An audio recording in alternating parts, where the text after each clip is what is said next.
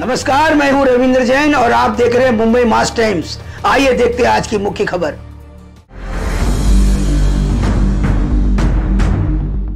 सांगितलं की बिनच्या पाठिंबा ज्यावेळेस दिला होता, मात्र आता स्वतः 250 वरून सीटा लढवणार. त्यातच त्यांचं म्हणणं आहे की लाडकावर लाडकी बहीण एकत्र आल्यास पक्ष टिकला असता. आपलं पक्ष टीका त्यांनी दुसऱ्या सोळ्या आणि अजित पवारांवरती केलेली आहे. बघा, राज ठाकरे माझ्या माहितीप्रमाणे नुकतेच परदेशातून आलेले आहेत.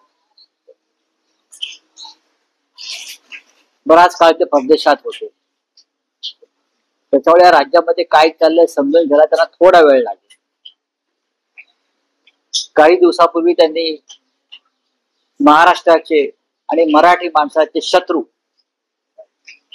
नरेंद्र मोदीजी आणि अमित शहाजी यांना बिनशर्त पाठिंबा दिला होता. बिनशर्त म्हणजे शर्त काढून उघडा पाठिंबा दिला होता असं उद्धवजींनी तेव्हा सांगितलं. म्हणजे बिनशर्त पाठिंबा दिला. जणू काय महाराष्ट्रावरती फार मोठे उपकार करण्यासाठी मोदी आणि शहांचा जन्म झालाय.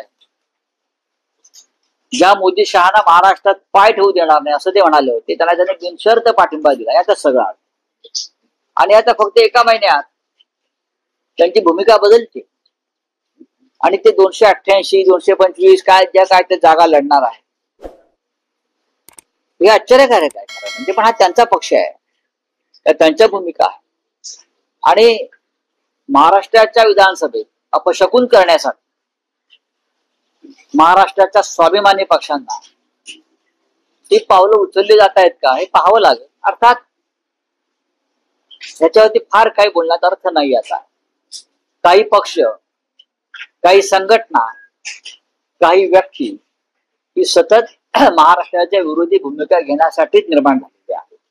मात्र त्याचं म्हणणं आहे की लाडकी बहीण भाऊ एकत्र असते तर पक्ष टिकला असता. त्यांनी असं देखील कोणाचा पक्ष टिकला असता?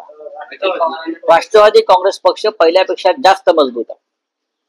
म्हणून म्हटलं ते परदेशामध्ये होते खूप काळ. ते खूप काळ परदेशात राहिल्यामुळे त्यांना इकडलं परिस्थिती माहित नाही. राष्ट्रवादी पक्षानं, शरद पवार यांच्या राष्ट्रवादी काँग्रेस पक्षानं कधी नव्हे इतकं मोठं यश मिळवलंय. हे पक्ष टिकल्याचंच लक्षण आहे, कार्यकर्ते जागेवर असल्याचं लक्षण आहे आणि लोकांनी भरभरून मतदान केल्याचं लक्षण आहे. 8 लोकसभेच्या जागा जिंकणं माननीय पवार साहेबांच्या नेतृत्वाखाली लहान गोष्ट नाही. त्याचप्रमाणे शिवसेना पक्षप्रमुख उद्धव ठाकरे आणि शिवसेना यांचा पक्ष आणि चिन्ह पळवून सुद्धा आम्ही महाराष्ट्रामध्ये ताकदीनं उभे राहिलो. आमचेही पक्ष शिवसेना ताकदीनं उभे आहेत आणि आम्ही 9 जागा जिंकलो. खूप अभ्यास करावा लागेल या राज्याचा त्यांना.